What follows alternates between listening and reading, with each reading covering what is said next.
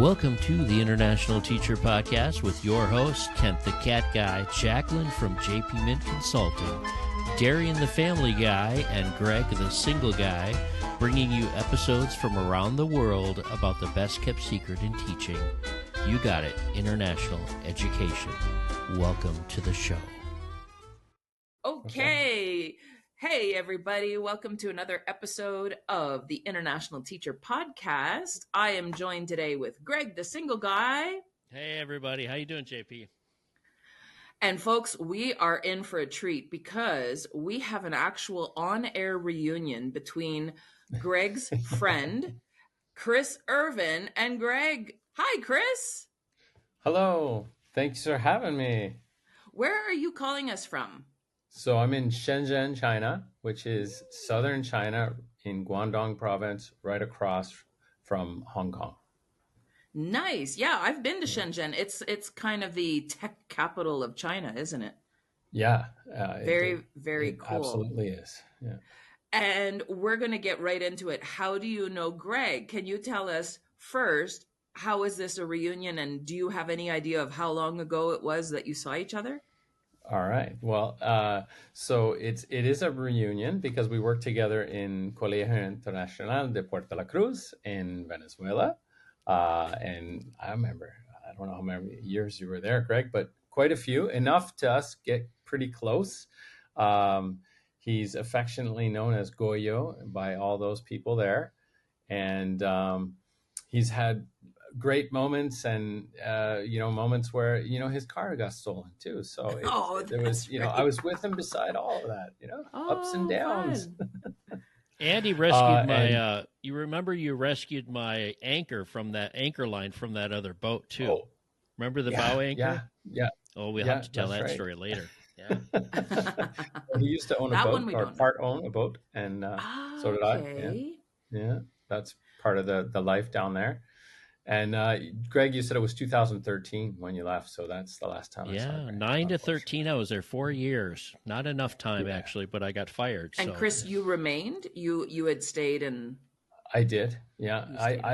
I stayed on for as long as I could, and then I switched into like a higher leadership role and went to a different school, and then left after that. So yeah, this give is us the elevator reunion, pitch 12 years. Give us the elevator pitch because he's Canucky. I didn't tell you that, JP, but he's another Canadian. Well, now I'm all excited too. Okay, yay, another Canucky. So now, Chris, let us deep dive into your story, shall we? So you grew up somewhere in Canada. So let's hear that kind of story. I might have grown up not too far from you. Actually, I'm from Ottawa, so Ottawa, Canada, fellow Ottawa, the capital. Manor Park. Not everybody knows that. No way. I went to Manor Park. No way. Yes. You went to Manor Park Public School? Is that north of Wisconsin? I think it's north. Wait a second, Chris. What year were you born? 69. You would know my brother Michael Malay. Yeah, I do. Yeah. Haven't heard that name in a long time. But my gosh, that is amazing! ITP listeners, this is a reunion like this is a reunion that we didn't know. Yeah, there we go. My gosh, that is amazing! Yeah. So I lived in the East End as a kid growing up. I was in Linden Lee, Manor Park, back to Linden Lee, and then. In later life, my parents, like when I went overseas, they moved to the West End. They moved to Britannia area. So, but for us, in the East End, life ended at Bronson. Like what's out beyond that? And because I also left Ottawa, so I didn't drive in Ottawa. That all these street names are kind of abstract. When people say, it's in Nepean, or even like the sort of boroughs that we have. It's it's so abstract. My mom's like, it's out on Maryville Road. I'm like, where is that? I have no idea because I didn't really drive in that city. And now I've been back, of course, every year. That's my sort of home. I'm like a homing pigeon returning there, but I still don't know the street names. So Manor Park is my hood. Well, that is amazing. Yeah. So, you it sounds like maybe your parents were in the diplomatic corps and you were moving? No, Okay. not at all. My dad was a teacher, and then became president of the union, the OSSTF in Eastern Ontario. So and that was his last job before. Well, I kind of went back, but he wasn't. After you go from that and leading arbitration and all that sort of stuff, it was like it was a tough transition back for him. So he took an early retirement. Yeah, and my mom worked for the Ottawa Carleton School Board. It was just the Carleton School Board at the time. She did like the minutes for the board meetings and a whole bunch of other stuff. She was in this, they would call it the secretarial fleet. It's probably the academic operations team or something. Or administration officers. Yeah, some sort of, yeah. So you come from a line of teachers then. So it kind of was it just always in the what's that word? It was always in the tea leaves that you were going to become a teacher? No, not necessarily. I thought, and I did make a bit of a go as like a professional outdoors person. I would be guiding in the summer and teaching skiing in the winter, and doing things in the shoulder season. So that was my life for quite a while. And then I realized that all you do is accumulate cool outdoor gear and new skis, and you don't really have like long-term plans with that. So I got serious and went back to teachers college, and I went to Queen's, and they have the it's kind of, I guess, they have the recruitment fair, the TORF. Yeah, the TORF, that's right. And now it is merged with Search in Toronto. It's still Queen's is still part of that. So you went to TORF. I went to TORF, but probably not the same year. I went in 2001. Okay, yeah. So I went in, I think, 96 or 7. I don't know. Okay. Yeah. And is that where you jumped overseas? Yes, so that was a good experience. Although they encourage all of us, recent grads to go. They're pretty realistic about how many people are going to get jobs. Like it's 10 to 20%. If you're going straight out of university, it's going to be a tough sell to a school and say just by default, which you find out later is to get your visas in these countries, you do need, most places, 2 years minimum, sometimes more, teaching experience. So right off the bat, you're not really qualified for a lot of those countries. So, it's, if you do go somewhere, I know one guy, he's a real good go-getter. He got a job at the American School of Kuwait, which was, a pretty good paying job right out of the gate, which is really unusual. And they must have counted some other experience he had in his life, like I think sometimes camps or whatever. They could they could tutoring, governess. They're like, oh no, you babysat. You had a babysitter's license for 3 years. We'll count it. Yeah. So some schools will have that flexibility, or countries. But were you one of the lucky ones then? Did you get a contract? No, actually, not from the fair, but because I was in it, and Alan Travers, who's passed away, but he was responsible for getting us jobs. So it was like, he would help us out and give us other interviews. And I was in a couple of finalist places. Like I almost ended up in Lebanon, running an outdoor ed program, which would have been like, pretty dreamy, but I ended up teaching PE in inner Venezuela, about 2 hours from Puerto La Cruz. And then from there, that's sort of pay your dues international school. It was a privately owned school, and there was a Canadian lady who was the principal, and she hired a few Queen's grads. So we all went down together, jumped in a taxi from the airport, went to Caracas, flew out the next day. Like sort of the whole trip together was pretty cool. And then, we were there for only a year, but, and then all of us, had moved on, but I was the only one who stayed in the country. So, but I got kind of headhunted, if you will, because I helped start a athletic conference. And I'm not sure I was their first choice. I only had 1 year of experience, right? But they could see I was a real go-getter. And at that school, they were really starting out at the time, and they were looking for couples. And so I guess those couples fell through, and then I got lucky. So because it was a big step up in terms of benefits and so if I'm to understand, you were at one school, then you moved to a second international school. Now, Correct. Sometimes when you do that within the country, they offer you a local package, but I'm presuming that wasn't the case. No, that was not the case. Good. Yeah. Good. Although I can talk about becoming local later, because I did stay at that same school for a long time. I'm learning so much from him right now. There this is amazing. Go, see? Yeah. So, yeah, tell us about that. Because you stayed so long, you have to actually flip your contract. Our school had a 7-year clause, and after 7 years, you switch over to local. You have 1 year where you still keep your benefits of flight and insurance, and then the next year, but you lose your housing, and then the next year you go on a full local. And I did that for a few years, and I'll tell you why.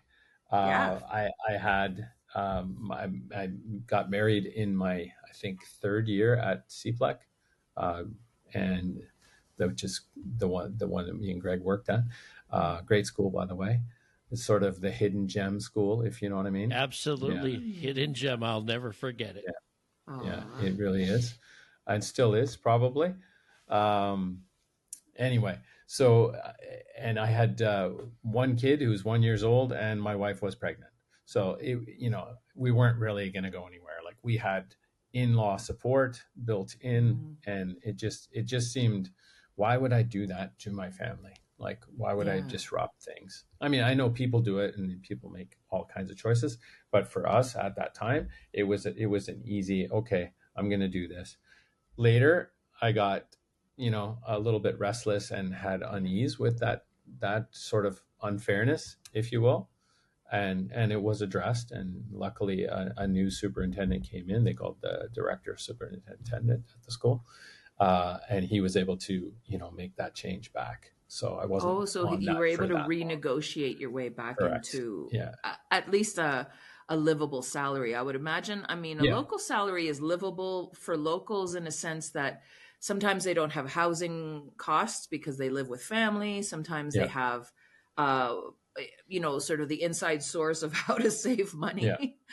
But for most of us that come in from the outside, we don't know how to live affordably on a very, very small salary. Yeah. So the benefits, I didn't get those back, but I did get a US dollar salary, which was the big deal because the inflation started to really go crazy in Venezuela. So being paid in local currency was just, was not sustainable. So that would have been craziness on my part to stay through, Yeah. So tell us, how many years total were you in Venezuela with the first school and the second school? 22 years. So I did 18, 3. Yeah. And that's a long time. The third school down the road, it was in the same athletic conference, the local one, and we helped getting him into the national one as well. It was called the International School of Monagas, ISM, the Jaguars. CPLEC was the Geckos. They were a great school, though. And Jaguars, I was there for a couple of years with, I was sort of handpicked. I'd moved up to Dean of Students. That was a new position, Greg, that didn't even exist when you were there. But the school, was growing, and they knew I wanted more leadership. I was doing PTC and the Principal Training Center, and there was an attempt to satisfy my need for growth, I think. But the director and the principal who was recently hired, who was actually at the school as a teacher years before and then came back, he was a slam dunk as far as the job.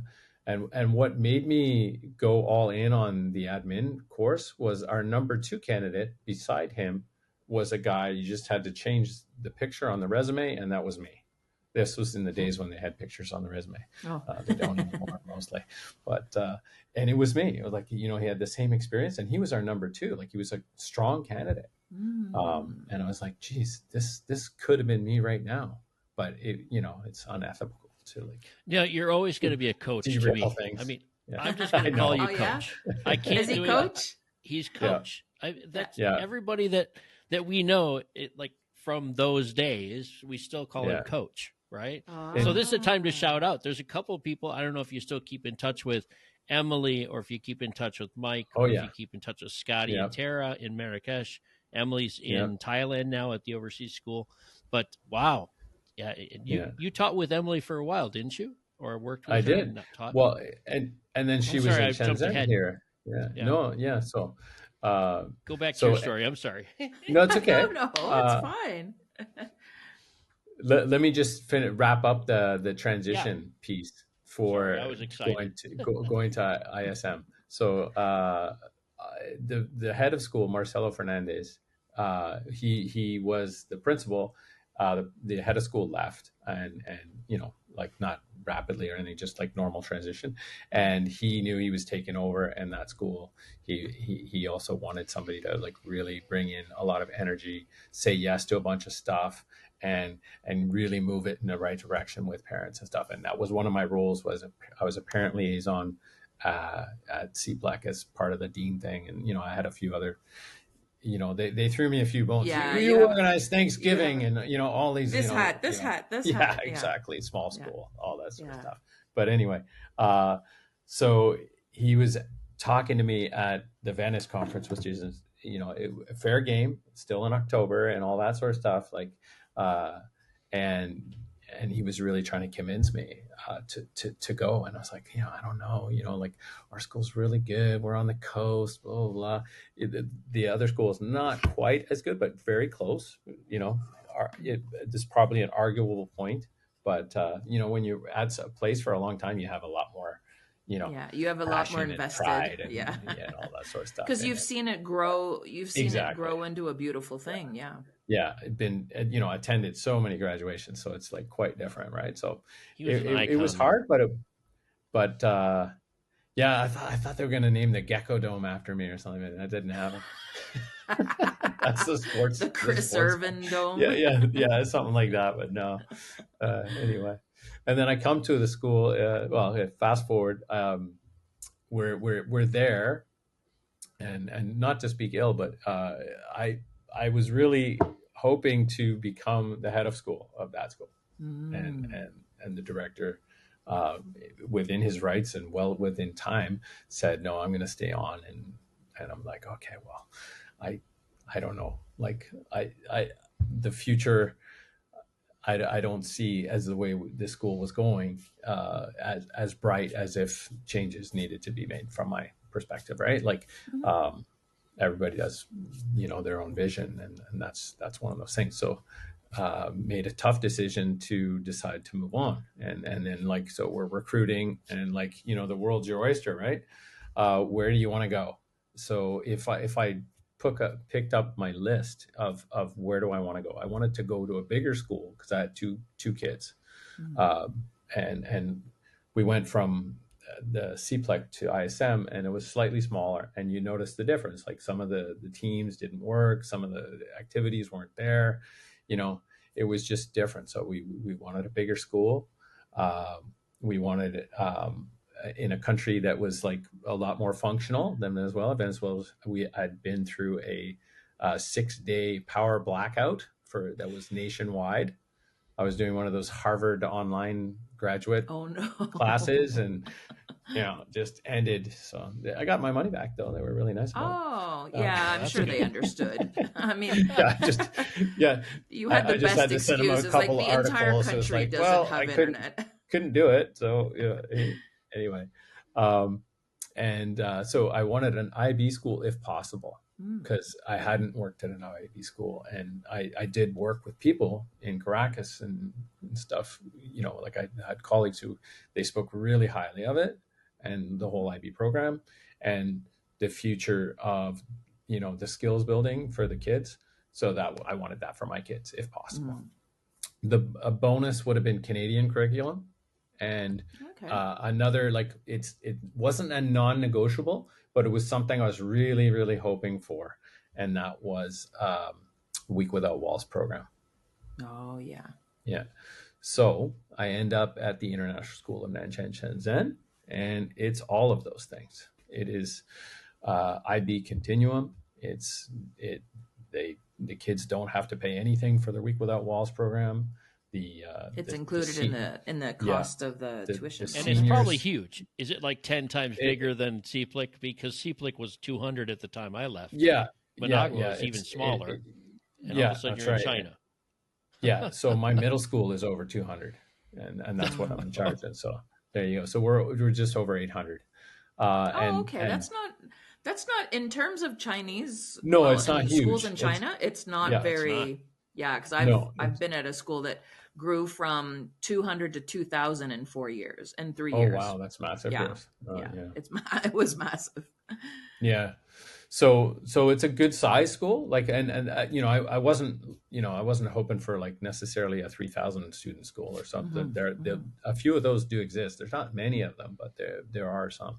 But just something, I was thinking like 500 plus that you could get, most of the trimmings type thing, as far as musics and arts and sports and all that. And that was great. The kids, they did all of that stuff. So whatever they wanted, they were able to do. And, I kind of thought they would do MUN and stuff, and they did other things. So that's cool. Now you're speaking in the past tense. Is that because they've graduated? Yeah, we're in our first year as empty nesters. Oh, congratulations. So where are they in the world? Did they remain close by, or have they totally flown the coop? Okay, so our oldest son, he graduated 3 years ago, and he stayed on an extra year to continue with Mandarin studies at the University of Shenzhen, which is really cool. And then he worked part-time, volunteer, because you can only do certain things, when you're on a student visa. Yeah. So, and he worked volunteer at a music store, which was a really cool experience. He did everything from like sweep the floor, take apart instruments and put them back together. He learned how to do that a bit. I taught some classes as well for basic guitar and bass and just whatever they told him to do, marketing stuff, post on Instagram, all that sort of stuff. And really cool. Greg is picturing this little toddler. I am totally picturing Brandon, first graders, right? Yeah. I mean, seriously. Oh my gosh, that's amazing that they're so grown up. How old are they now? Yeah. So Brandon's he's 20 and he's at Dalhousie University in Eastern Canada in Halifax studying marine biology, and he's going to be a man after your own heart. Like he's into he's not a diver yet, but I'm sure he will be. He all the snorkeling and fishing with the abuelo and wakeboarding and just being by the sea and all that really made a big impression on him. We're by the sea here, but it's not quite as accessible and not quite the Caribbean. It's not quite as warm. I don't think. No, right. I never got the feeling that water was warm. Oh no, it is. It's really actually quite warm. Oh. Yeah, but not all year. Not all year. Like in Venezuela, and not even compared in winter, to Venezuela, you don't need a wetsuit unless you're diving. Yeah.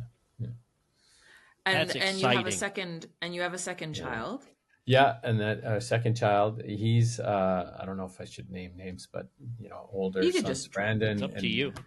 Dion is the younger son. He's at University of Waterloo, and so he very different kids in terms of. Greg, just to let you know, that's the MIT of Canada. So it's very engineering and math focused. That's right. So he's doing biochem.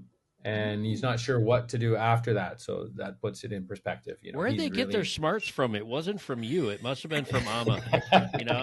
They must have got it from their mom, not from this coach guy. Mom could do her own podcast. I rescued her from engineering at the UDO, and she was like almost halfway through she was halfway through her degree when I said, "Why don't you become a teacher and you can enjoy a beautiful lifestyle with me and have, summers off and stuff like that. And JP, she's a great teacher too. She really was. It was great. Ooh, and so say she hi was to her going for down me, please, the Chris. engineer path. She was gonna, and then she made the switch to teaching. Yes. Well, that in itself is a lot of times heads of school are looking for that sort of passion that's deep set knowledge, and then and now she applies that in her classroom. So she must be a science teacher. Well, that's how she got started here in China, at least, but she's early childhood by trade. That's what her teaching license from Venezuela is. She's that's an angel. She's been able to do, and now it's just started teaching PE last year for early childhood, which is like just even better. She said if she had to go back to the classroom tomorrow, she'd be totally happy with it. There's pros and cons to both. She has to like coach high school girls, and it's a lot of travel. And she's not as into that as I was. Well, I was a coach of high school girls. That's a lot of drama too. Yeah. So that's a lot more time too after school. Whereas, when you're a classroom teacher, you have time to plan built into the day, and then you don't have that time after school. Like if you spend an hour planning, that's probably tons. Not 2 hours coaching. Yeah. Or 3 hours if it's an away game. But now that you're empty nesters, it's not like you need to rush home to, take care of the kids. The kids are taken care of. So they're not kids anymore.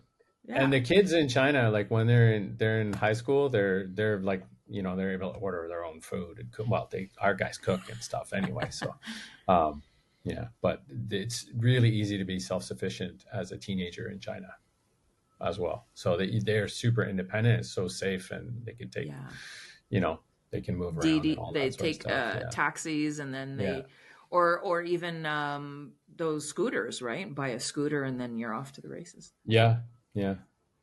Brandon liked the scooter more than Dion. Dion didn't like it. He's like, "Oh man, I don't know." So now you're not teaching anymore. Yeah. Now you are a principal, or are you?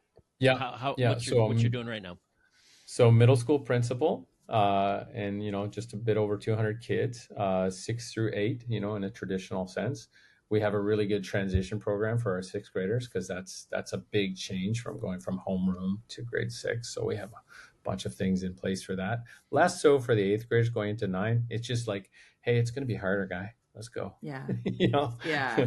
You're not going to be the big man on campus anymore. So. That's right. Yeah. There's, and it's in the same building. So it's actually both transitions are, but 9th grade doesn't feel that different, I don't think, compared to like 5 to 6. That's So the overall school is pre-K through 12?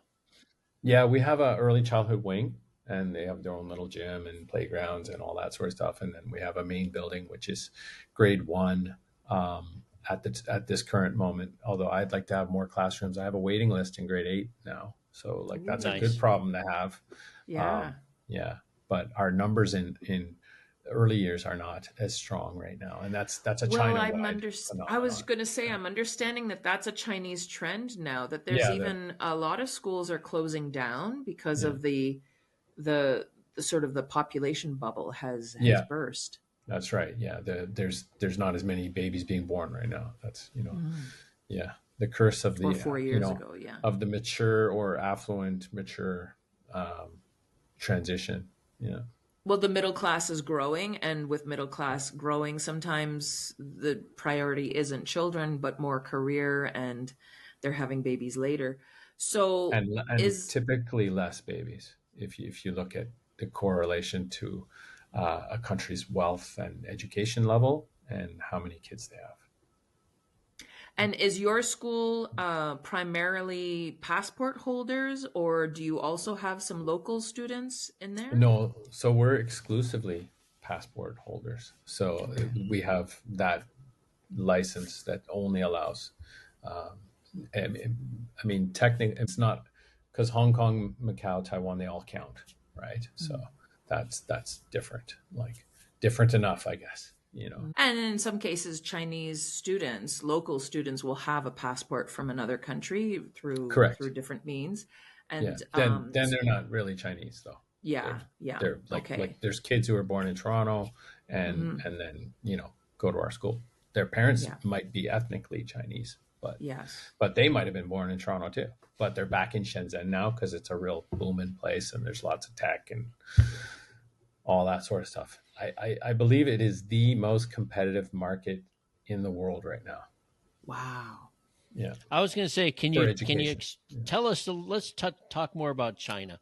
Let's talk about your life in China. And are you habla a little Mandarin right now, or? That's like a little bit, just a little bit. Yeah, no, it's a really tough language. It's humbling. I was actually just talking to somebody who was in Paraguay. She's the head of school in Xiamen. We're doing a leadership retreat this weekend, like learning about, you know, ourselves and how to take care of ourselves better and stuff like that. Pretty cool. And she's fluent in Spanish, and, you know, she took, you know, university and high school Spanish too, so that I'm sure that helped. But and then like we're both like, we've been here like 6-7 years, and it's embarrassing now that we're not better, because we're used to being fluent in a country we lived in, and now it's so much harder. And the smartphone keeps you stupid, because it's so you can go to a restaurant, you scan your order, you don't have to talk to anybody, and it shows up. And you know, the same thing with me. Same thing. I've been here for almost 10 years in the Middle East. That makes about, together with Kuwait and Egypt, it's about 13 years at the end of this year. I'll have 10 years where I am now, and I don't speak Arabic, but I'm in a bubble, right? And I have lots of excuses, but I feel the same way. I am very. You remember when we were in Venezuela? You're of course you're fluent. And my fluency rose. It got better while I was there. Yeah, it was really a lot of fun, and I embraced you had quite culture. A bit from Honduras already, I would say, but it really kicked into high gear. You were really immersive, and that helped. Yeah, but it was it sort of grabbed me. You know what I mean? It was like, it's not the language; it was the culture of Venezuela grabbed me, and that hasn't happened in this country with me. But I would hope that if I went to China, I would want to. I don't want to feel like this again, and I empathize with the way you're feeling right now, because I really wish deep in my heart that I had embraced Arabic, but I just can't do it, and I gave up on it. But Spanish is much easier, first of all, than both those languages, and Mandarin then also. It kicks you in the butt and then beats you up. Now we're making excuses. I mean, my heart is into language, and I'm like, I don't care how hard it is. I really want to embrace it, but I fell apart here, and I just didn't make my goal, and I have to kick myself for that. But yes, you're right. Mandarin is very difficult. Is it Mandarin and Cantonese, or just Mandarin where you live? They have both here, but since Shenzhen, it's only 40 years old. It's a really unique city. So given that it's only 40 years. Yeah, it's only 40 years old. Wow. And 43 now, I think, but it's really new. It used to be a fishing village, and there were, you know, a few little ancient temples and whatever, but not much really. And now if you look at it, it's skyscraper city. You're like the transition between, there's like Macau, and you're on a border, right? I don't know I don't know anything about China, right? There's a bay. Yeah. There's a bay, and then everything is ferry rides.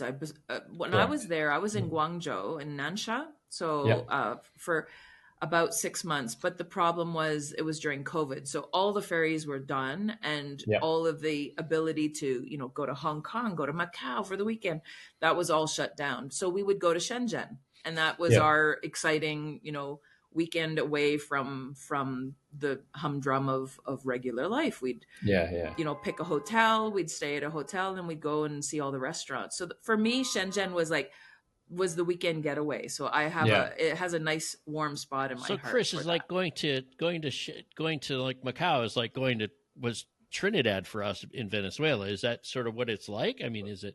Well, no, Trinidad's way harder to get to for us. Everything's harder to get to from everything's harder to get to from Venezuela. Think Margarita Island, but maybe half the distance. That's Wow. Macau. Okay. And Hong Kong, the same thing. So Sorry, listeners, this is like I would localize it too much, but let's just say it's a weekend trip to have fun or have something different from No, you're you at. can go for the day. You can go for the day. Yeah, you can go for the day. So like you can go to Hong Kong on the subway, you can take a bullet train, you can take a ferry. Sounds like a great place to live. It really does. It really is. We lucked out totally. Very central. Yeah.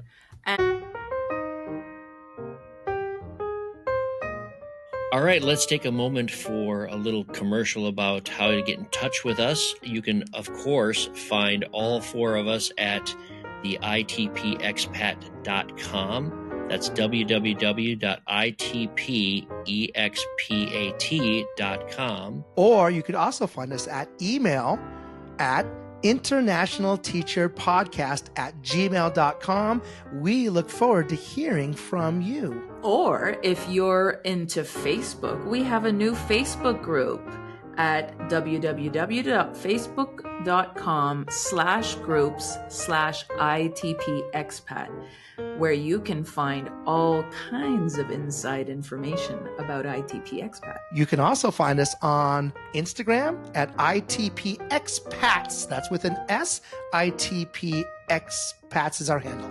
All right, and thank you, listeners. We have over 100 countries represented by our listeners, and though we're not monetized, we are here for you, and we would like to thank all of you for listening. So let's get back to the show. And then as far as the general lifestyle, you have your friends from school. Have you made friends outside of school? Are there organizations or things that you can meet people outside of school? So is his wife. Come on, Chris, tell us about life outside of school. Well, okay, I will do that. But so we're in a little bit of a bubble too, because we live on campus. So that affects, you don't have that osmosis. That's a term I've coined. Oh, nice science word. Yeah. Osmosis. By having your butt in the right place, you pick up stuff, right? I'm hearing arse a lot, but now I understand why. Okay. Listeners will get it if they think about it for a second. That's right. Hopefully, like I picked up, and you sort of do. You get better at the local language, the local dialect, and all that. The things that you need to say to get along with the guards and whatever. You pick that up through osmosis. Like in China, we don't have that osmosis going on at all because we live on campus. We're associating with people we work with for the most part. My friends outside. Mostly are other teachers at other schools or leadership people at other schools. I was playing squash for a while with a bunch of expats that was a lot more mixed and mixed with Chinese as well. But most of them could speak better English, or all of them pretty much could speak better English than I can Chinese. So by default, I didn't pick up much there either. So we have a ball hockey group here on campus, and that was good for a while. But I had emergency back surgery, and from a bulging disc. So this wellness retreat, I really do need it actually, because I'm actually really healthy, or I'd like to think I am, but obviously not taking care of certain things, or that wouldn't have happened, right? So. The body gets older. I just can't imagine Coach getting injured. I mean, that's very strange for me to hear that. You've always been really well fit, and I've been envious of that as I've gotten larger, more unfit. Did you guys have a Halloween recently? So we had Halloween on Friday. ITP folks, we're recording this the day after Halloween. So we were all talking about how late nights last night and all of that. So you had a Halloween party. JP. Yeah. So, we had a couple of different things at our school. The elementary did a parade around the track, and that was their big thing. And I went out to check that out for a bit. But the SRC ran 2 assemblies, one for the high school, one for the middle school, just because we can't fit in the auditorium, even though it's pretty big. But we're just over capacity with everybody. So we did 2 different ones, just first thing in the morning, sort of like a little for fun Halloween costume, whoever wanted to do it. And then we moved on with the day, but a lot of kids wore costumes. Let's see if Jacqueline, if you know what this means. 6. Yeah, Not 6. And 6, then 7. this. Oh, Yeah. God, 6, 7. So that was my costume. He got me saying it. 6, 7. Oh. So you've heard about that. So yeah, Yes. me and the MYP coordinator were 6, 7, and the middle school, did the especially kids the lose boys, their they minds? were just, yeah. And so that was a great, like, I was on morning arrival duty, so I'd go up to kids, and they didn't really notice that I'm in costume. Like, it's just a 6 on a black shirt on the front, and then a 7 on the back. And I'd be like, yeah, so report cards go out today. And we're IB school. So I'm like, hope you get a couple of 6, 7s. And, like, I was just joking. Or, oh, what floor are you going up to? Oh yeah, 6, 7 maybe. Yeah, like, or what time do you get up guys today? Are dressed like that somewhere too. between One was 6 and 7, yeah. And I would just mess with them all because and if you do it bad, they kind of don't like it too. Which is no, exactly. You're gonna kill the trend right now. Stephen Colbert was talking about it. I watched him during breakfast, and he talks about 6, 7 and the whole trend. And he said, and I'm killing it right now for every kid because I'm a 60-year-old talking about 6, 7. Yeah. And then one high schooler, she goes, do you even know what that means? And I'm like, yeah, I do. And she goes, well, you're kind of like, and I don't remember what the word she said. And she said, you're kind of like some old guy trying to look cool. And I said, well, I guess so, Guilty as charged. Yeah. Is that like being a boomer? And she goes, yeah, it's like that, And I said, okay, well, a new term. Kids are so truthful. Yeah, I'll own that, and she's somebody who was in the middle school, knows me really well. So it's like, okay. Yeah, well, you deal with middle schoolers every day. I mean, that is not easy. It's a niche. It's really for people that love child development, love all the changes. It's so different than teaching, K through 12 as a coach. It's so different than being a principal at a school that's, elementary. I mean, middle school is you're a real gifted person to deal with middle schoolers, and I the hormones, man, the hormones. Well, thank you, Greg. Single year. Well, you're welcome. You're right though. You're right though, and that's like when I interview and stuff. You could have a great candidate for the content area and stuff, but if they're not into it, it's not going to work out. That's not the right fit. Not at all. The right fit. Nice plug www.amazon.com or wherever you find your finer books. At least you could say the title.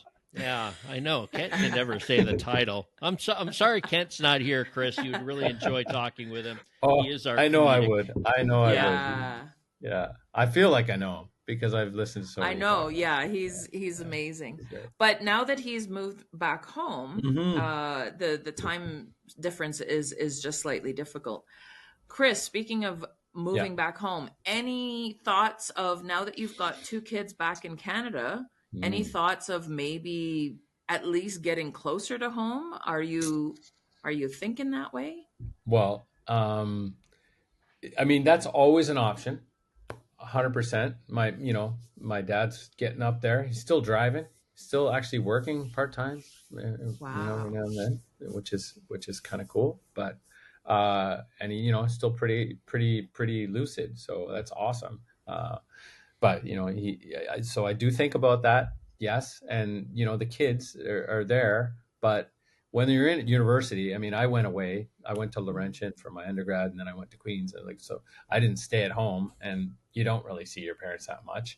And if you get a girlfriend or whatever, you might not even go home. And family disappears. Too, you got things going on with your life, right? So that's the reality too. Like, what are we going home to? To see them, to an empty nest, but in Canada.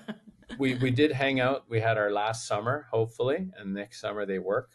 Hopefully, knock on wood, because that'll help. Dion got a partial scholarship, and I noticed the difference. If they get jobs, that would be great. Come on, guys. Dad doesn't want to work forever. Although I'm kind of like Greg, though, and I think I'll work, longer than most people, just because I do enjoy it. They're going to have to pull me away from this job. Yeah. Although I tell you what, Chris, maybe I haven't told the ITP crowd this, but I am getting into my 10-1. It's a big announcement. Yeah. I'm going to do dad retirement next year. I'm moving back to the USA for a whole year. Okay. And I'll bring the ITP along with it, but I'm going to be living in Florida with my dad because I miss my dad, and our family's gotten smaller in the last year. So I'm going to go spend a year with him, and he's 82 now. So shout out to Dad, Dave Lemoine. Yeah, and we're gonna experiment. Dr. Lemoine, yeah, I'm gonna experiment and see what it's like to be retired for a year in Naples, Florida. Cool. So that's news for me. I think I saw something in a post somewhere about that, but then I couldn't, like, I thought you might have mentioned it on the podcast or something, and I don't know. No. Okay. Well, I tell you what, for the listeners, he's looking at somehow I knew that, and then maybe it was just on Facebook or something. Well, I mean, to share that with the listeners, I mean, Chris, you and I haven't seen each other since 2013 when I left Venezuela. You stayed on, and you and Ama. I mean, I think it's a good point in the conversation is to reflect back a little bit. When I moved to Venezuela, I didn't know anybody, right? And you and Ama and your in-laws, right? Ama's family, you guys wrapped me up and brought me into your family. I mean, I literally, JP, when I moved there, I needed to have some friends and stuff, and their family just adopted me. I went on trips with you. I remember just some wonderful times. And of course, as I stayed there longer and things happened, like I bought a boat and you're out there with me and we had great times. And I want to reflect on that story. JP hasn't heard the anchor story. Okay. Yeah. All right. Do you want to tell the story and I'll jump in maybe? Well, I don't really remember exactly where we were or how it happened or even how I got the anchor. Did I fish for it with the other anchor or did I dive down? Let me tell the story now. I don't know, because I've done that a few times. Like, you have a lot of anchor stories. Well, I think that to make the story short or give some context, on weekends we always went out and I would take different people out in the boat. I only had it for a year, and I invited Chris, Amma, and the boys. We went out, and I think I had a girlfriend at the time, Maria, I think, was with us. We went out, and we're the only boat early on, it may be 10 o'clock in the morning. We're the only boat in this little cove. Do you remember that, Chris? There's no one there. And we're just having, some beverages and sandwiches or whatever, getting to know, you guys didn't know Maria that well, so you got to know each other. And there's this boat off in the distance. And sometimes in Venezuela, the owners don't really drive very much. They usually have captains, but they'll take the boat out for the weekend and drive their family. Well, this guy was coming at us, and these are big yachts. Mine's 28 feet, but theirs was like a 40-foot yacht, 50-foot yacht coming straight at us. Way wider. Yeah. And it was way, way far away, but we were just like, our eyes are on it. Like there's no other boats out there. And we're wondering if other people were coming along. And this boat kept coming and coming and coming. And pretty soon, this damn thing was so close to us that they almost hit us. And we're just sitting. Wow. We're the only boat in the bay. And you're anchored. And we're anchored.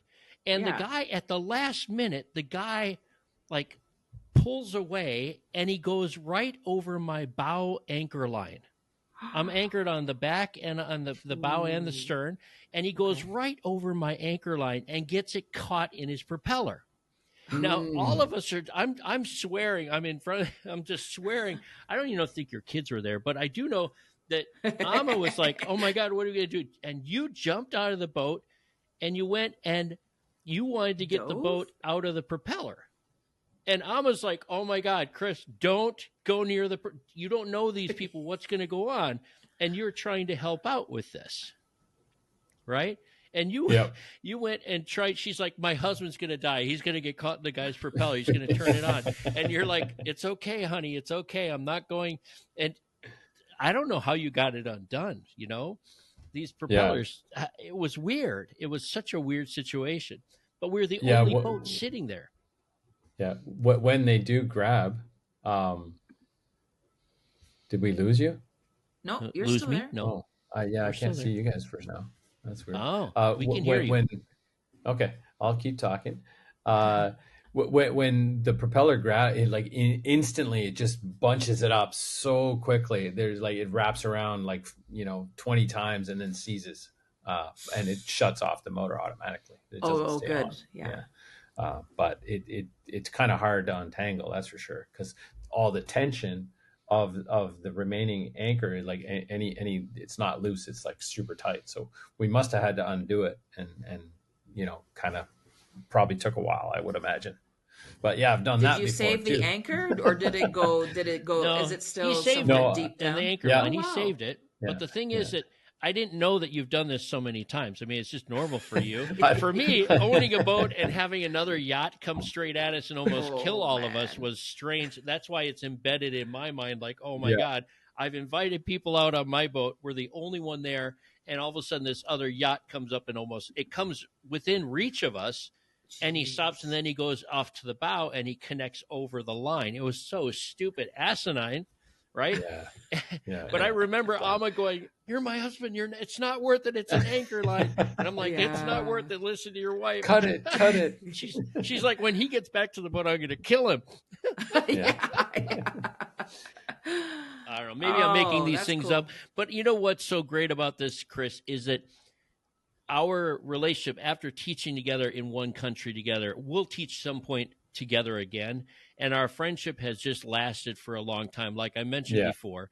And I was asking you about other people that we taught with. We became a real family at that small school. And following a couple people to Shenzhen or Thailand or Marrakesh and all these different places, it's amazing what a small world it is. I'm so happy to talk to you again. I was like, oh my God, he's coming on the show. Yay. Yeah. So I've stayed really closely in contact with Emily because she was also in Shenzhen. She went from literacy coach at our school at CIPLC to principal, and then she lucked out. She got to be a founding head at a school that is now. Oh, is this Emily from Scroll? Yes, she was on our show shout before. Out to Emily. I was just like picturing this abstract Emily, but no, I met Emily on the show. Yeah. And send out positive thoughts to her. Question: have you been back to Venezuela then? Amma's parents are still there, right? Yep, they are. And we went not this. Did we go this summer? Hang on. Having a moment. Yeah, we went this summer for 15 days. I miss that place. Oh. We still have our little, 2-bedroom condo in that Fuerteventura. Yeah. Wow. So it's about, it's really close to your old place. Yeah. Mm-hmm. Just across. So you have a nice landing pad. The canal there. You get there. Did you have power and water? We did actually. There was no issues this time. And it was great. We got to go to the beach. We hung out. Lido is much nicer than it used to be too. As far as you can go there, and there's like little nice kiosks like you would see in other places. Because I think the price of gas has made people not want to have a boat as much. Got it. When Greg and I were there, you would tip the guy at the gas station more than it cost to fill it up. Oh, that's how ridiculous it was. It was never and clean we're talking fuel, boats. but it was never clean fuel, but it was very like dirt cheap. It was cheaper than water. Cheap. Like Greg's boat, he might put 500 liters in, and he's going to tip the guy more than what. And I tipped him more. Yeah, the guy with the machine gun, not the guy with the machine gun, but the military guy. Well, there was some trickle down somewhere, right? Yeah, absolutely. You're right. Yeah. Good memories. That place, I tell you what, Venezuela and the smaller schools around the world, you get such an experience that those are where your stories come from, right? And that's the life that we live overseas. Is sometimes the small schools you never expect to be at. I have the fondest memories are from CPLIC. In those 4 years I spent in Venezuela. It has its own personality. It has its own political problems, but the people will always be part of my heart, And of course, you're married into the culture. So it's just a shout out for anybody thinking about going to teach overseas. Go to a small school in this country you never thought you'd be in. JP attests to that too. And yeah, just don't set yourself, the number of clients I've had that say Japan or Europe. And it's like, but you're missing out on so much of the world and so many of the exciting adventures you can have. That's right. And Chris, your journey has been yours and your wife's and your family. It's been a great journey. It's a pleasure to hear how you had to work your way through. Like you said, we start at a smaller school, or we go to a different school for the opportunity, and then make it to the big time. And a lot of us feel it doesn't matter which school you're at. You might feel like you're in the big time, in the big league.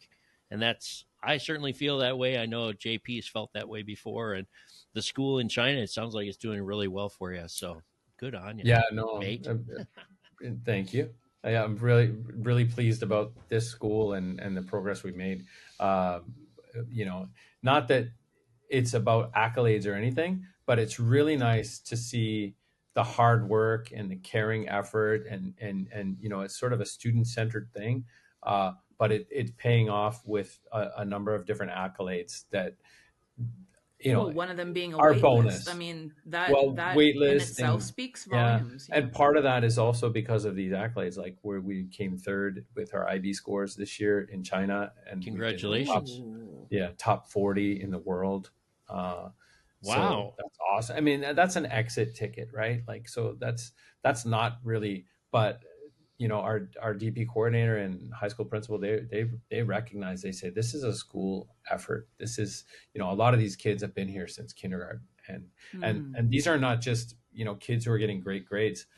Our top student was, she had great grades. She played every single sport. She was athlete of the year. She did MUN, she was, just a great well-rounded. person too. Yeah. Well-rounded. That's so important. I discovered how important that was at an American school in Muscat, and where the valedictorian was also, like you say, top athlete and the star in the concert band, and was also able to be in plays and just a well-rounded individual that could go out into the world with all of that, all of that, those gifts. Well, that's the picture I see for international schools in general, right? Not every school gives opportunities like that, but I've been fortunate to be in schools like that the kids are so well-rounded. They'll be, in Venezuela, it was one of coach's teams, or they were a star on a team, and then they were in music, and then they were in drama, and it was all around like, wow, these kids are, and not to mention culture and languages and everything else that goes into the international school, but just the athletics, the academics, and the arts all in one for a student. They just go on and they excel. And Chris, you've had the benefit of seeing your boys go through that system, right? So they've been able to taste all those opportunities that the students you've been teaching also have. Yes. And as I mentioned, when I was recruiting, like that was, you don't know where you're going to end up. Right. And you put out a bunch of lines, interview a bunch, and then you find the right fit. Right.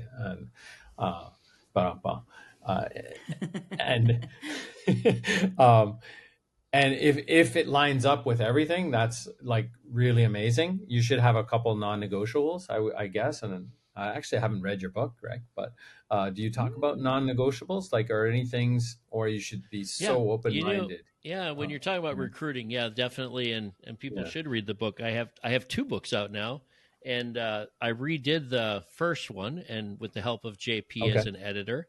Awesome. She also helped me edit the second book, along with AI. International Education, the best kept secret. No, International Teaching, the best kept secret in education. It really is. Too. It really is, and that really you say the right fit. Can you tell us a little bit, since you are in admin, can you tell us a little bit about your profile of the kind of teacher you're looking for the audience? Ooh, yes, in case someone is looking. Well, so something that I alluded to earlier about, having somebody who might be a great content person, but maybe prefers high school or whatever, I would probably not be as excited about that candidate. I learned a lot more about this, not just finding the right fit for your school and your school culture, but also what's missing, what might add value. So that's my new thing. And it's not mine. I'm like stealing it from a DEIJ lens as well. Not just, whatever cultural, ethnical, but also what does this person bring that makes our mini community, the middle school, different, better, like because of that presence of that person, because a lot, anybody can teach. Come on, that's not true either. But when you have equal teachers, if everything is equal, and there's something else that sets them apart. And in the old days, I'd be like, oh, what are your extracurriculars? What can you do? And all that sort of stuff. And sure, there's that too. But they also just might be a really sort of creative person who you want to bring that creative energy into your department, because maybe that's something that's missing. Like, they've been doing things the same way for a while. Yes, they work. Results are good, but to be blunt, it's stale. Like, it needs some new eyes, some new ideas, some fresh enthusiasm. Yeah. And it's not that the people who are there can't do that and can't be part of that, but they're not in that change process. They're not the early adopters. And you, Greg, you'll probably know what I'm talking about when you think about technology and stuff. It's the same thing with change.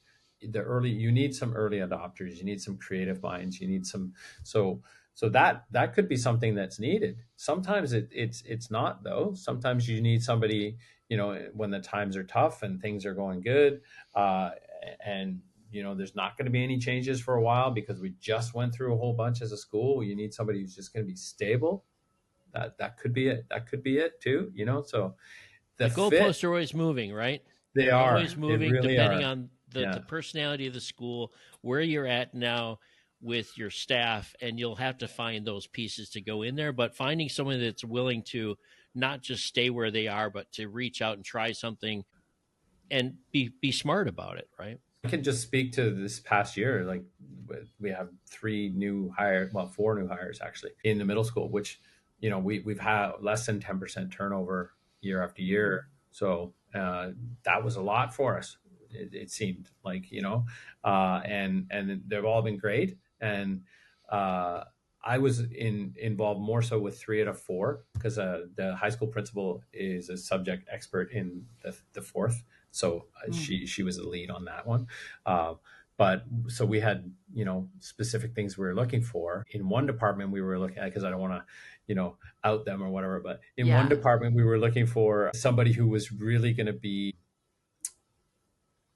open to ideas from the floor, so to speak, as an HOD, and harness the knowledge of the collective, because there's tons in the room in that particular department. And so they didn't need to be like, gung-ho driving, let's do it this way, let's do come in with an agenda. Just like somebody who wanted to listen first, learn, never been in IB, but knows that content area up and down, and younger and older. So that was a great hire. The other one, we needed somebody who added credibility to the upper school, the high school, as well as not just being like a middle school person, even though the teaching was going to be more in middle school. So that was an important thing. Because sometimes you'll have staff that straddle divisions, won't you? Yeah, that's right. Mm-hmm. And it sounds like your admin team really works as a team to do the hiring. It sounds like you have a very stable admin team at that school, and that's exciting because you want to go work somewhere that has a great team. Yeah, you're right. That is. And our head of school, she's been there for 15 years with the organization. So she's like super stable. She's, worked her way up, obviously, so that's I'm ready to travel. I'm ready to go. It's funny you mentioned that the parameters change, of course, depending on the team that you have and what you're looking for. Yep. Because I've just written a new article for my website, and it's the questions you can ask as a candidate when you're in an interview situation and they say at the end, do you have any questions for us? one of the questions I put in was, what are you looking for right now in a candidate? Because the parameters will change. And sometimes that answer will be, 4 years ago, it'll be, I'm looking for this, but no, now this year we're looking for this as a school. Yeah, correct. So let me add something to what I was just talking about, not to take anything away from the people who were there before. They moved the program. They did certain things that are appreciated and were needed and all that. And now we're at a different phase. So we need a different type of thing. But then again, sometimes it isn't you want to try and replace the person that's leaving if they have big shoes to fill. So but it is very flexible. I'm glad we're talking about this, because I think a lot of times teachers think, well, I have all the credentials, I have the experience, why am I not getting hired? Yeah. But it might be because of that X factor. You just you don't have exactly what the school is looking for when it comes to that plus that key role that they're looking for. So take heart, persevere, try again, another. And keep in contact, right? Yeah, because you need to keep a file. You never know. Chris, JP's really good about that and giving advice to other people to do it, but keeping those avenues open, not burning bridges, and not taking it personally. If you're not hired, if that person is not the right fit, and we keep saying that, but if it's not the right fit for that time, it might be later on down the road. It might be the next year. It might be 3 years from now. It might be 10 years later that person remembers you, that you interview somebody that you remember, and you'll call on them to see if it's the right time, because for your school, it might be the right time to hire them to fit into that program. Right? I think that's huge, huge information for somebody that's recruiting right now and for later to think about that from an admin point of view. Yeah. And in a similar light, when you're recruiting, like this is less of an issue with teachers, but it could be, do you want to be at a startup school? Is that, are you into building curriculum? Because you're gonna, even actually, if you work in the IB, you're writing a lot of curriculum. You really are, collaboratively, hopefully. But that's not everybody's jam. Some people will just want to, tell me what to teach, and I'll teach it, and I'll put my energy into making that fun and exciting for the kids, or whatever. There's different roles out there within different schools. So the more they can find out about that, the better they're going to be able to match their skill set and find something that's going to work for them with the needs of the school. Yeah. I found it very difficult to get into an IB school without IB experience, without international baccalaureate experience. But I did find a way, and it was the right time. For some reason, I got into a school in Cambodia without IB experience, but they needed me as a certain role. Can you comment on that also? Sure. Well, I mean, despite this school being, it's the first Continuum school in Shenzhen, that's not saying that much on the world scale, because that means we've had our Continuum, license for like 9 years or something. So it's not very long, but it's whereas there might have been a DP only school or something like that, but we're full Continuum, so that we're the longest. Meaning that you have the early years, the PYP, the MYP, and the IB, right? For international. And any listeners out there need to learn more about IB, definitely you can read my book, but there's a lot of information on the internet about IBO. Yeah, I never plug my book, right? But I'm not the IB specialist either. I mean, I only worked at a school for 2 years as an IB. And I guess my point was, as a teacher that doesn't have IB training, I was looking at IB schools anyway, because sometimes you're looking for somebody, the right person, not the IB training. Because I don't know about your school right now, but my school back then trained me in IB. And I put a step forward. I even did the online version of the PYP introductory courses. I did 2 levels of it before I even got to the school after they hired me, not waiting for them to train me, right? And that was just good advice I give to people, right? Well, I'm going to flip that on you. Well, you were asking about each school is going to be slightly different. Our stance is we want to hire the right person for the role. And, IB is a framework. It's actually not a curriculum, right? we're Correct. I said we're a Canadian school, so we use the province of New Brunswick curriculum standards for our curriculum technically. And then so with the PYP and the MYP in particular, it's a framework. So we will hire somebody who we think can do the job and learn the IB. And we actually probably we've shifted a little bit. We used to do okay, you're coming here, do this, go to this, or do this online. Now, unless it's DP, which is a requirement of the DP, that's the 11th and 12th grade. We like to do it at the end of the first year or even in the second year. We will do it. We promise we do it. We want them to be certified. We'll do multiple, but it's too early. Too much change at the beginning. Yeah, we find they'll learn more about the program going through it and talking with colleagues, having one-on-ones with the MYP coordinators, staff meetings, all that sort of stuff. There's lots of upskilling. Then when they go to that Cat 3, and we put them in the Cat 3, it's Category 3, then they're ready for it, and they're there with their units, and they're digging into the weeds and really making changes with the course leader on the stuff they already know, instead of that's abstract and I've never looked at this curriculum before, and here I am pretending I know what I'm doing. You don't. I think that's great news, because it's hopeful, because I remember looking at IB schools with a resume or not enough experience, or a resume that had anything IB on it. I was hesitant to even apply to a school that had IB or PYP, anything along the framework. And it was difficult. So I like to give people hope. I like to give them realistic hope that there are schools, some school, your school, there's other schools that will look at the person, the teacher, and the ability to learn and adapt. I think that's a big hope, that because some schools will write you right off. I remember being in an interview early on, and the guy looks at me, he goes, "You don't have any IB training, PYP." And I said, "You're right, I don't. It's not on my resume." And he said, and that was a long story, long ago, but it was frustrating. So it's good to have hope. And I'm glad you shared that with us, because that's the kind of school that a lot of people would like to work at, is that will give you the opportunity without that credential right off the bat. Definitely. And to expand on that thought, there are some schools that get 200 applications, maybe they're paying $90,000 a year plus benefits. They're going to be, we don't have time to go through 200 applications, at least carefully. True that.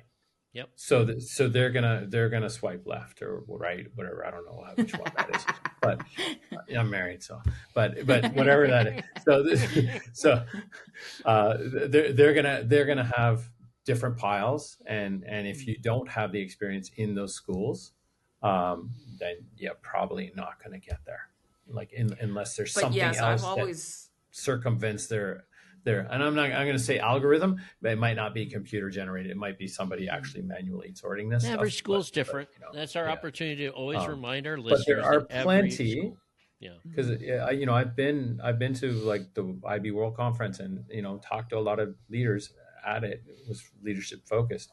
There are plenty that do hire non-IB experienced people, and then because you have to start somewhere, and it's always put yourself out there just to see what can happen. If you already eliminate yourself, if Greg hadn't tried, he would not have got into that school in Cambodia. So you always have to put yourself out there and see what can happen. That's right. Yeah. All right.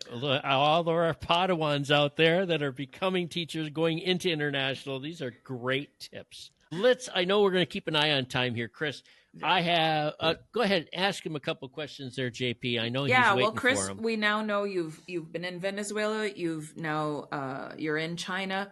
Can you tell us 3 things that you felt you needed to bring with you to that trip to China that would feel like you were bringing home with you? Oh, geez. Okay. And they can't have heartbeats. Greg always says, yes, no heartbeats. So no cats, kids. I knew this question was coming. I actually didn't really prepare, but I didn't think it was going to be framed like that. But I could tell you one thing that we have accumulated here. We didn't bring it, but we found an arapera, which is the big iron.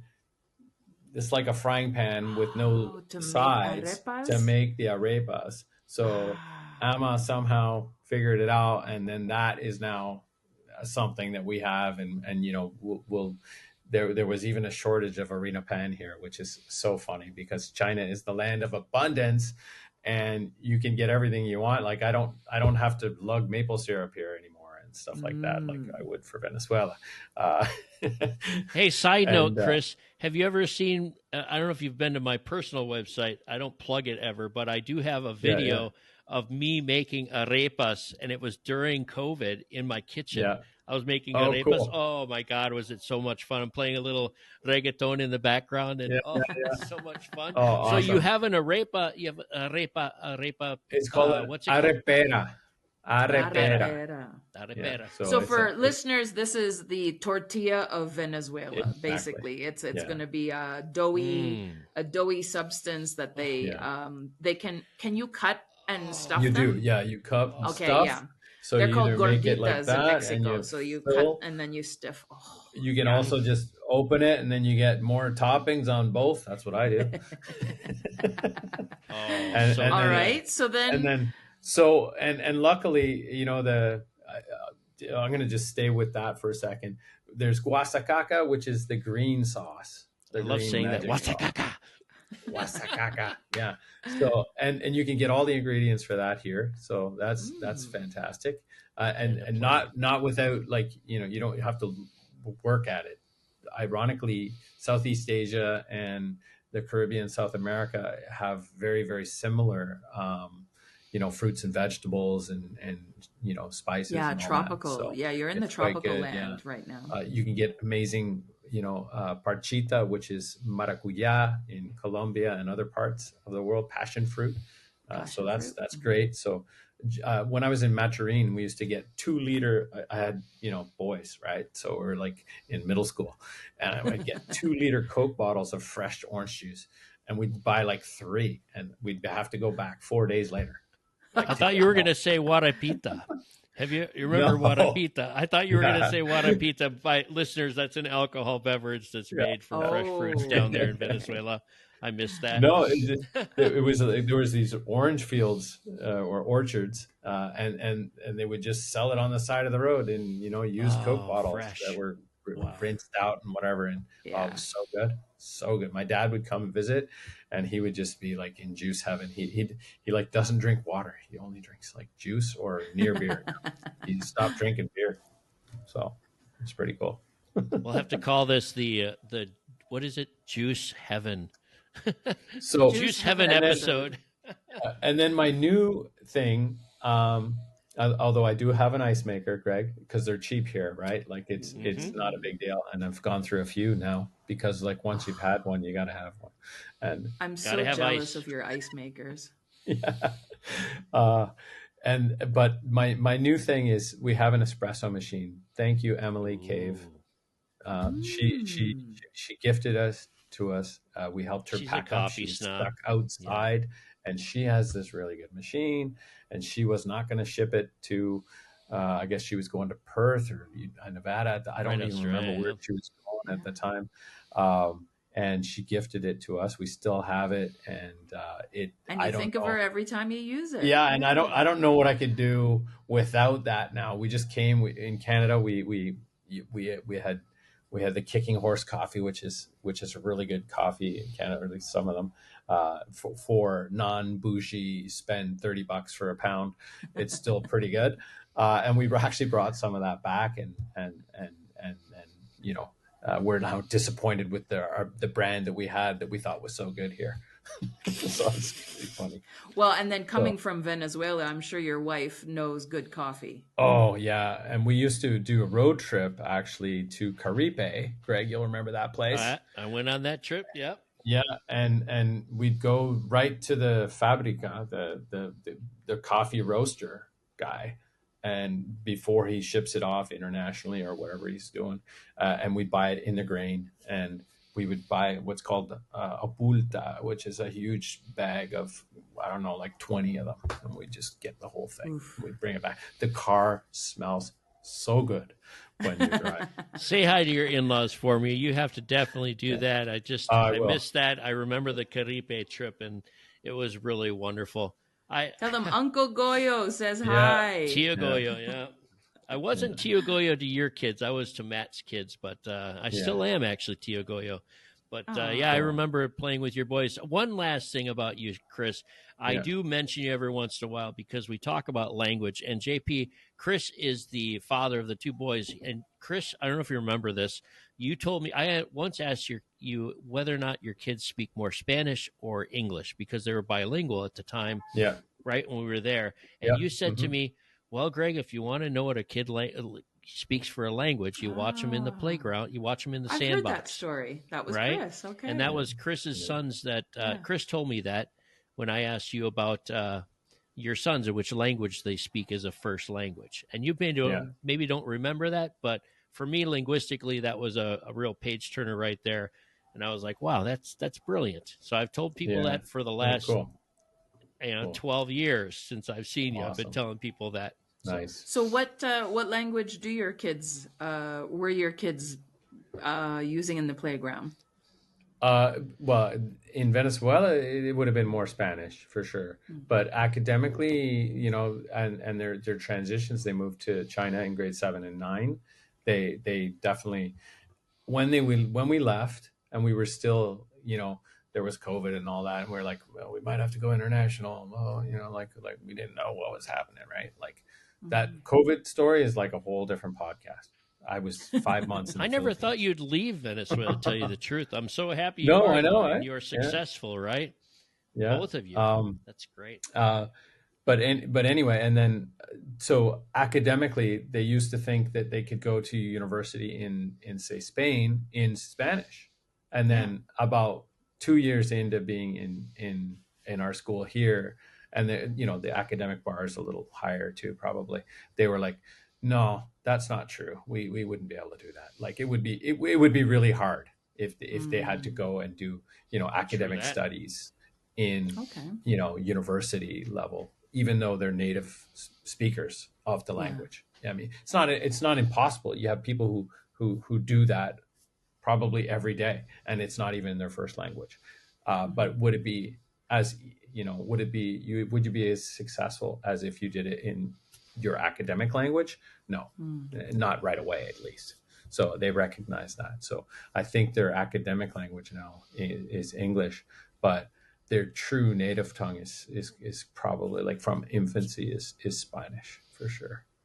We'll have to get your boys onto the Across Oceans podcast if Julia is still doing TCK. It. She's a TCK. Cool. Friends of mine from Egypt, their daughter was Singapore and Egypt and Saudi, and Julia Walker. Yep, she started a podcast. I haven't heard from her in a while, but maybe we'll revive that and get your sons on there just to talk about life overseas. Talk about living overseas and all the opportunities they've had. Yeah. This world is such a tapestry. They really embraced China, and they really liked it. Shenzhen in particular, I guess. Although we did get to travel around a fair bit, and we don't know what we're doing this Christmas, and we're kind of running out of time. If they're going to come, we need to get their visas and stuff like that. But I asked them, should we go to Ottawa, or you want to come to Shenzhen? They're like, Shenzhen? Like, it's like, okay, I don't know. They still have friends here. It was and stuff, good for teenagehood, but I was just thinking about that. Raising teenagers in China is actually, like you say, very safe. They can be very independent. So it was probably one of the best moves in the sense that especially coming from Venezuela, keep them out of trouble. Where we would have to drop them off and pick them up from the movie theater, and like if they're going to go get ice cream, it was with us, and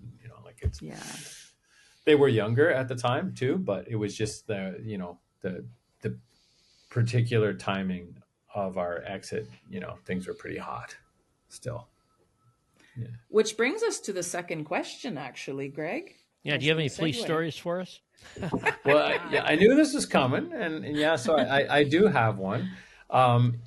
So this is a long time ago. You probably never, you didn't see that car. I don't remember what I was driving when we knew each other. So it happened in Venezuela. Yeah, so it was in Venezuela. So, and I was driving from Emma's house. Probably, I think we were still dating. Like we hadn't even, anything. So it was like 10 o'clock at night, probably. And I had a Wagoneer, it was a 1985 Wagoneer with the wood paneling. It was gold. I was gonna say with the wood panel, like a station wagon. It was a cool car. Loved it. Not very reliable because it's a Jeep, right? Sorry, Jeep lovers, but it was not reliable. I have Toyotas since then, but anyway, but I loved it. And it was like, I felt like I was like California dude, in Venezuela with this little car. And anyway, it was 10 o'clock at night. There's nobody on the roads and there's nobody paying attention to traffic lights at that time. And I just went right through one because that's what everybody else was doing. Don't stop. Yes, don't stop. Yeah, and it's 10 at night, like really dark. Like, so there's traffic lights, but there's not a lot of lighting. So it's dark, like really dark on the road. And I went through, but when I did, there was a cop on a motorcycle doing a U-turn, and he saw me, and he goes, "Oh, white guy, money, let's pull him over." So I got pulled over and shaken down, and I played like I didn't know very much Spanish. It was a long time ago. I probably didn't have very much. It probably wasn't too hard. And he said, "Well, let's go to the station." I said, "Okay, let's go. Yeah, no problem." And then he was like, they had the ID and I didn't have my passport on me, of course, because you live there and you're not a tourist. So, and he's going through my wallet and he goes, "Oh yeah, bank card. Yeah, I know what this is. Swipey. And I'm like, no work, and no work.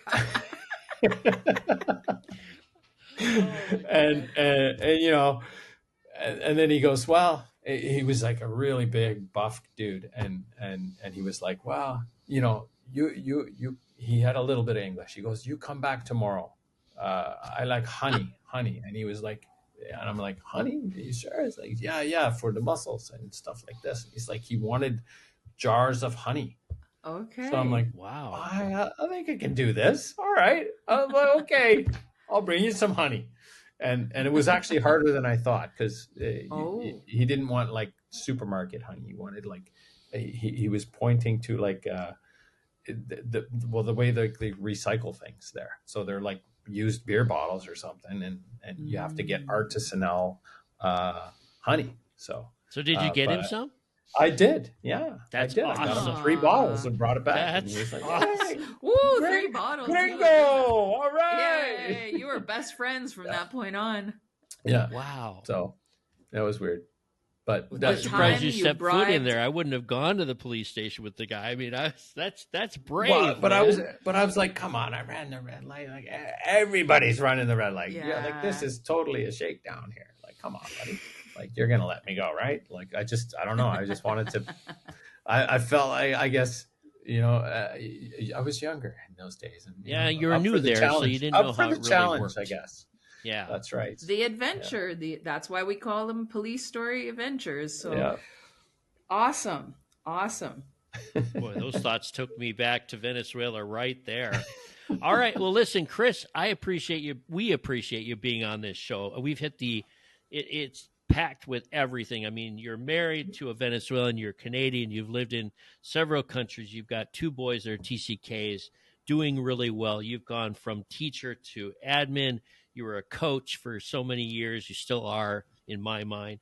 But wow, what a great show. It's been so great to see you. How about some final thoughts for our listeners from the show? All right. Final thoughts for your listeners. I would say just keep listening. There's so many, I did the PTC is the Principals Training Center and they call, and pardon me, Bambi, I'm going to steal this, they called Pearls of Wisdom. Yeah. So, wow. and there's or little nuggets here. There's so many in just threaded it throughout all the shows. Even like, I might listen to some of them. I'm like, I don't want to listen to this so-and-so drama and, Prague about a dog. I don't know. And then you get a bunch of good stuff through the podcast too, because let's not focus on what's different or whatever. Let's focus on, the identifying pieces and what can you take and learn from this and grow. There's so much to learn. We're all, most of us out here are lifelong learners, and we're still at it. I'm still a work in progress, Yes, you are. We all are. Well, from Manor Park Public School all the way to Shenzhen, China. Small and world. Who knows, if you do end up going to Ottawa this Christmas, there's a chance that we might run into each other. Okay. I've really enjoyed meeting you, having now associated you with some of the stories I've heard Greg tell. It's great to put a face to the name. And thank you so much for coming on the show. Well, thank you so much for having me, guys. And Kent, we missed you, buddy. But I'll get to meet you another time, I know. Wow. Well, this has been a great show. I'd like to thank Chris Irvin from Shenzhen in China, and say hi to your wife and your kids for us. Thank you very much for being on the show, Chris. All right. Thanks so much. And bye-bye. And we will touch base later on. JP, I'd like to say thank you. JP Mint Consulting is her other gig. And my other gig. Thank you very much, JP. Thank you. And I am Greg, the single guy, coming at you from the Middle East, and we will be with you for the next ITP.